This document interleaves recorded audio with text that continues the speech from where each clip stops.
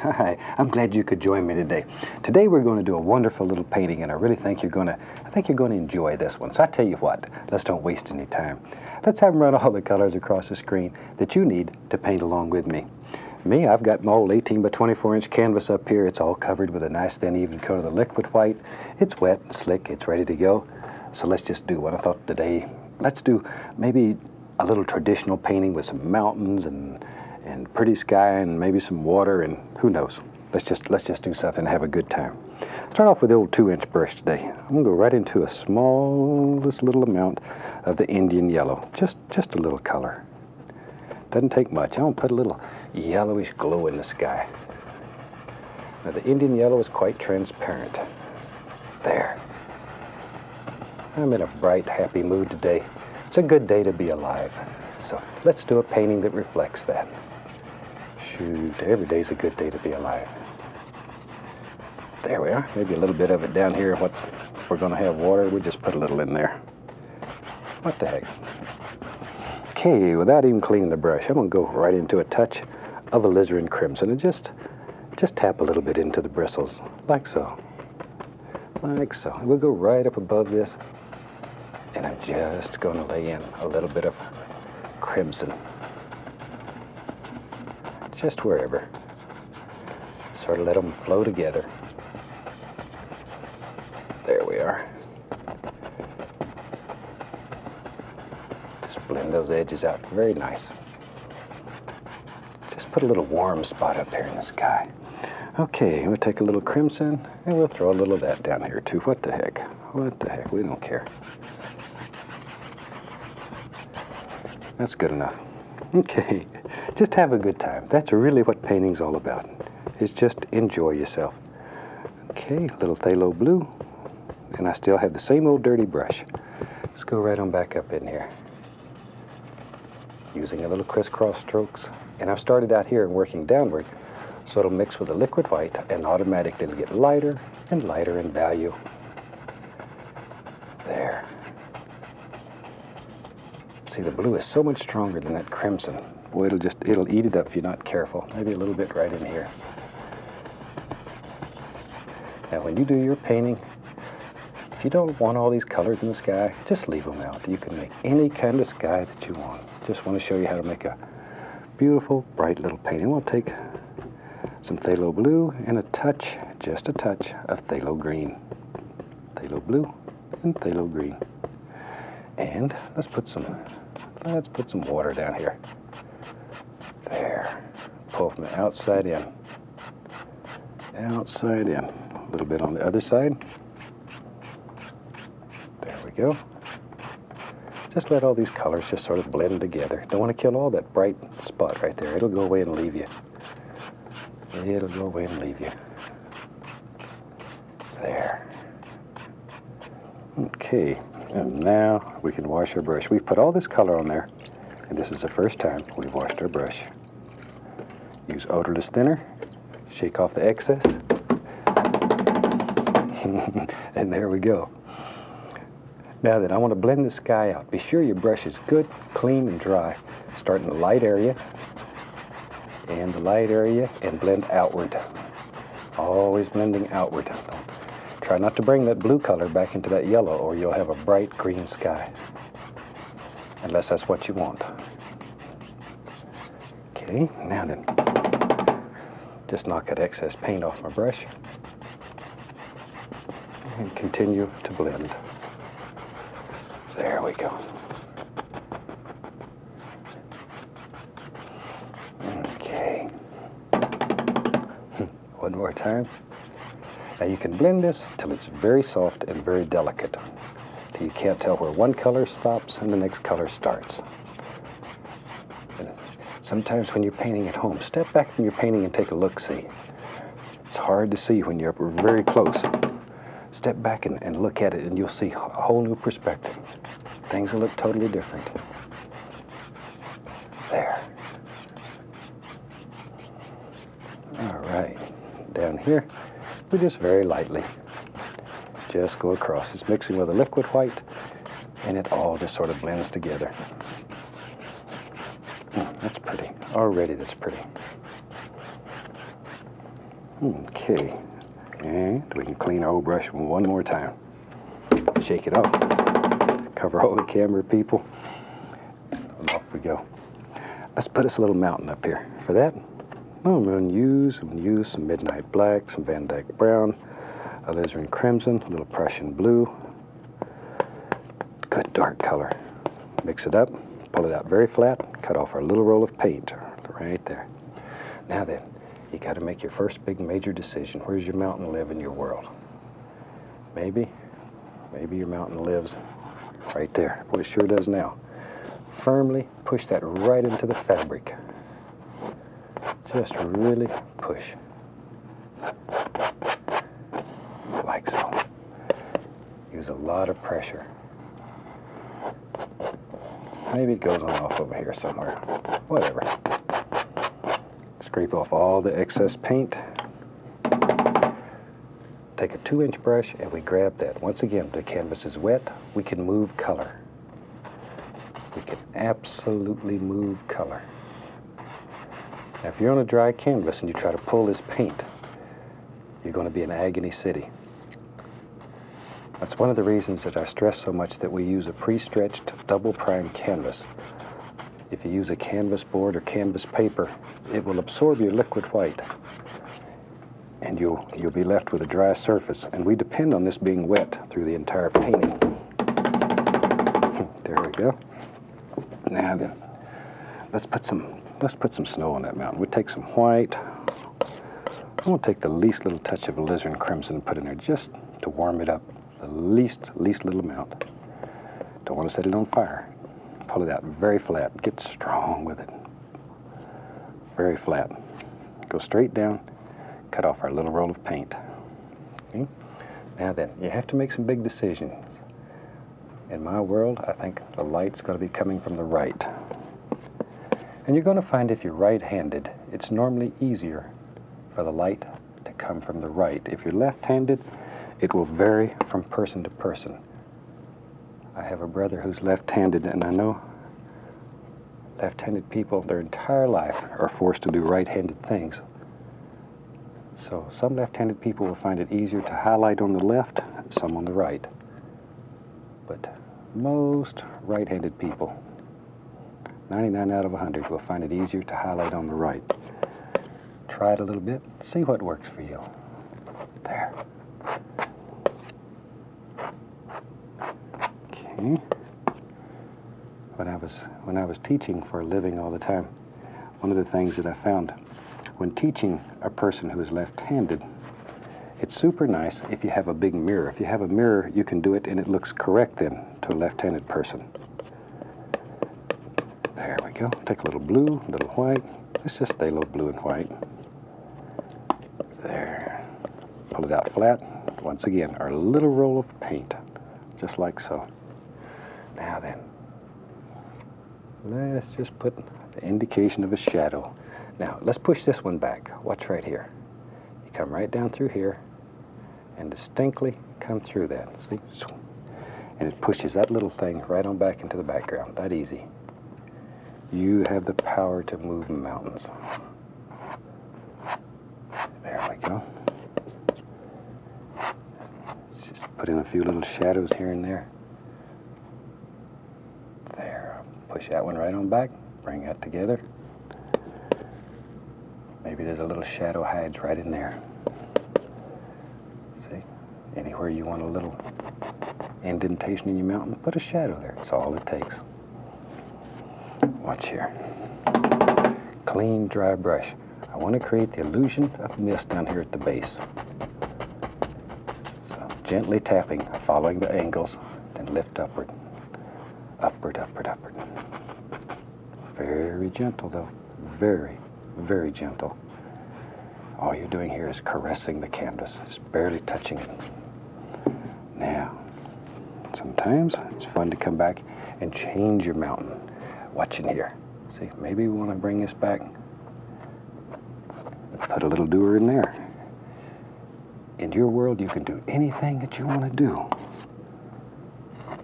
There we are. See, maybe there's a, comes right out through there. I don't know. wherever you want it. Just sort of make a decision in your mind and drop it in. Just practice seeing things in your mind and then putting them on canvas. There. See, now then, our little shadow back here. Maybe here and there, a little shadow. Shoot. You've got one fantastic mountain. There we are. Okay, a little bit over here. Always following the angles that you have in your mountain.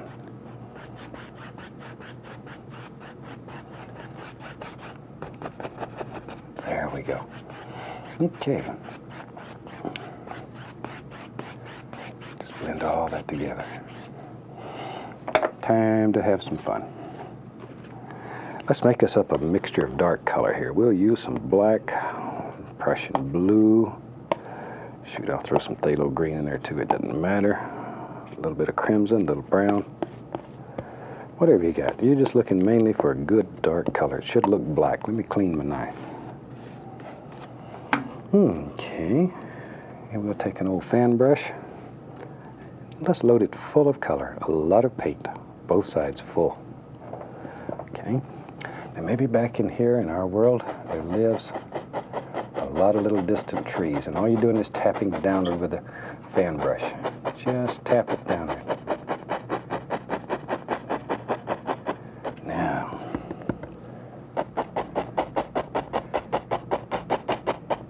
see, I want to get progressively smaller. When this is done, that will help lead the eye around the corner.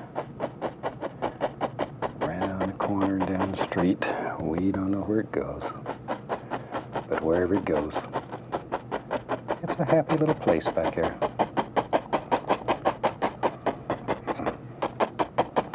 Okay, maybe here and there in our world, maybe one or two of these trees is a little more distinct, stands out a little stronger. You can see a little more detail. A lot of paint though. There's one. You're just sort of working back and forth. And you just put as many or as few as you want. Now, right in here, let's have some reflections. Because this is wet, the paint will move. Used to when I was a traditional painter, reflections were hard to do. I turned the canvas upside down and paint the scene over, but watch right here. Because this is wet, all you have to do is grab it and pull it straight down, like so. See there? Straight down. And then very lightly come across. Isn't that fantastic? See how you can move those and push them, pull them, wiggle them, bend them, whatever you want to do with them. They're yours and you can do anything. Take a little liquid white. To that I'm going to add the least little touch of blue. Tiniest little bit of phthalo blue, not much. Can't hardly even tell there's any blue in there. Let's just pull a little, do that again, pull a little color like that on the knife. And push firmly. I'm really pushing very firmly here. Very firmly. There we go. Now we can take our knife, just a clean knife, scrape through here and there, put the indication of some sticks, twigs, tree trunks, all those happy little things. Now, let's build some more trees. This will be our evergreen painting. We'll have a lot of evergreens in this one. So let's come right up here. We'll put a happy little evergreen right there. Back and forth. There. Just go back and forth. Those little son of a guns just live right in that brush. You gotta push them out sometime. There. I lived in Alaska for so many years, and I love these scenes with mountains and evergreens. It looks like home to me. There we go. And if you're into selling paintings, these type scenes where they sell like hotcakes, everybody likes them. Let's come right over here. Maybe there's a little tree. Where's right here? Well, I don't know. Wherever you want them. Got a friend right there. That's Clyde. He lives there.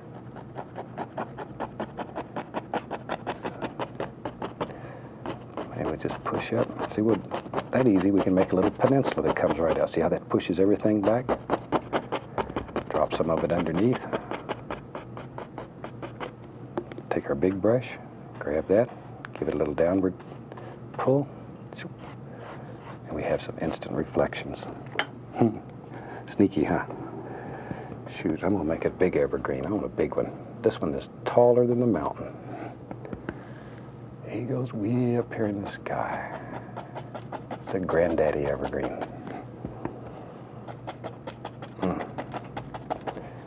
In Alaska, I used to have a huge, huge evergreen that lived in my front yard. Boy, he was the son of a gun. Looked like he was 100 foot tall. And the ptarmigan used to come in every afternoon and they'd sit in that tree. Ptarmigan are a beautiful grouse-type bird that lives in Alaska. They're not too smart, though. They're sort of like, oh, I don't know, they taste sort of like pheasant, and the people eat them there.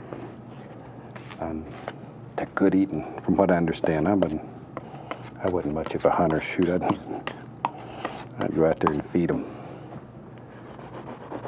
They were safe at my house. A little bit of the liquid white, we just run that right around like so. Let me find, here's a good old brush. Just take a 2-inch brush and we'll pull it right through some color. See, pull it in one direction through the color. A lot of paint's loaded into those bristles. A lot of paint, okay? Now then, maybe right in here lives some bushes and all kind of happy little things. Right there. And we can reflect some of that right into the water.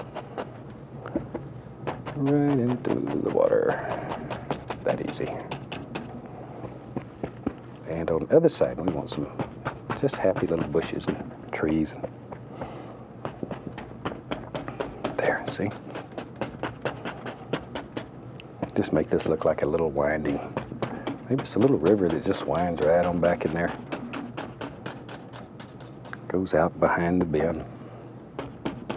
A super place to take a canoe and just sort of float down the river. Okay, take some dark sienna, a little bit of white, mix it up so it's sort of marbly. Cut me off a little roll of paint. And we'll go right up here. And with that, I'm just going to put the indication here and there of a few tree trunks. There. And this big old tree, he needs a trunk too. Big trunk in here. Give it a little sidewards pull. Okay, and I'll grab another fan brush. I have several of them going here so I don't have to spend all my time cleaning brushes. We'll take some of that dark color we made the evergreens out of, mix it with a little yellow, and automatically that's going to turn a beautiful green because it has blue in it. Or black. Let's go up here. Now then, let's put some highlight on these trees. The mountain says our light's coming from the right. So it also strike the trees stronger on the right than it would on the left. There we go. I like to keep these evergreens quite dark. Quite dark. It adds contrast to your painting. Let's go over here in this big one. Shoot. Look at there. Isn't that super? Just see hundreds and hundreds of little leaves and twigs. That easy. And you can take just a clean knife. Evergreens always have dead sticks hanging off of them. Watch right, come right up here. Watch here. You can take that, see, and just pop in a few little dead sticks and twigs hanging right off your tree. And all you have to do is just scrape right through the paint. Just scrape through the paint. Find a 1-inch brush that's clean. Going to dip it into a little bit of the liquid white and then into some color. We're going to take some sap green, cad yellow, and then we'll sort of bounce back and forth into, we'll get some yellow ochre in a minute. Let's go right up here. There's a happy little bush. I remember him. He lives right here. Right there. Beautiful little bush. And he shines in the sun. Okay, now then, watch right here. Let's turn that into reflections just by pulling it down. Go lightly across. That's all there is to it. Now I'm going into yellow ochre, little Indian yellow here and there. Here lives another little bush. See them? Just sort of visualize these in your mind and drop them in. Drop them in. There we are. Maybe right here. There's another little bush. But see, do layer after layer after layer, one bush at a time. Drop it in and then work forward. Okay, we're going to reflect a little bit of that right into the water here. You know, one of the questions I probably get half a dozen letters a week asking if we do any tracings or any video editing when we're making these shows. And I've mentioned this before, but there's absolutely no video magic that happens here. What happens here, good or bad, absolutely happens in the time that you see it happen. There. Pull straight down and go lightly across. Okay. Yeah, if I was to do something that you didn't see, I'd feel like I was cheating you. Tell you what, let me get my fan brush here. Get a little bit of color right on the fan brush. And maybe back here in the distance, we'll put the indication of a little grassy area way back in there. Like so. See, that pushes that one way back. Now watch here. When we put a bush here, that's really going to be the separator. Now, it becomes a separate entity this far away. Now maybe right here lives, yep, you're right. Happy little bush. Well, this would be a nice place to live out here. It's so pretty. Looks peaceful. Nobody's angry out here. Oh, this is a nice spot. Sit out here and watch the animals, talk to trees, make friends with God and nature. Right there. That's the spot. Another little tree right here. See, once again, though, put these in layers. Layer after layer. I know what, let's do. Maybe there's a stone here. So you need a little place to sit. So let's just put us in just a little stone. We can sit right here and be comfortable. A little white, a little brown. We can go right in here and drop the indication of a little highlight on top of that stone. There.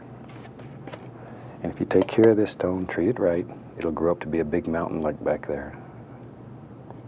Now we know that's not true, but it sounds good. It sounds good. Probably just the opposite. That used to be a big mountain. It's just got wore down to that. There. Now we can bring some of our little bushes right around.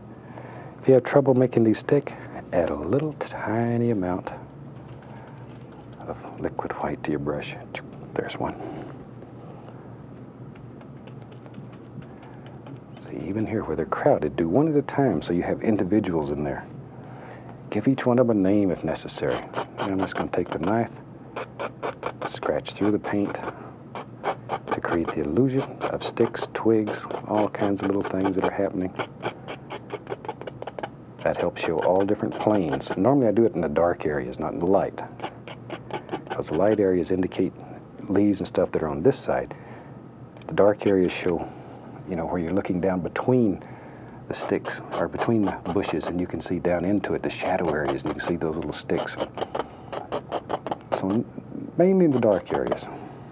A little Van Dyke brown. Let's put some land right out here. Shoot, there's all kinds of happy things out here. Watch, there it goes. Just drop it in. There. A little bit of our highlight color. That was just dark sienna, a little white. Looks like I hit a little blue there too. And that's just right. I'd graze it down a little bit. Makes it even better. Little touch of liquid white. I'm just going to pull that out flat and pull it out like so and draw my knife across it. Once again, using a very firm pressure. Very firm. Bend the knife. That knife's strong. You're not going to hurt it. That's another question I hear quite often, is that my knife looks like it's a different color than the ones that people buy. There's not any difference at all. The only thing is they make me spray this one black so it doesn't shine. But it's the same knife that you have. Same identical knife. A few little ripples on the water here and there. There. Sticks and twigs. Liner brush. We'll dip it in at least a little bit of paint thinner. Make some paint that's very thin. And maybe right here. Here lives an old slow stick. And he lives right out here. Like so. Go back into the paint thinner, into some bright red. I think we'll sign this one. This is a painting that will teach you how to use all the equipment. And it's always one of the more popular things that we do, these mountains and evergreens. Everybody likes these. So on behalf of the entire staff, happy painting and God bless.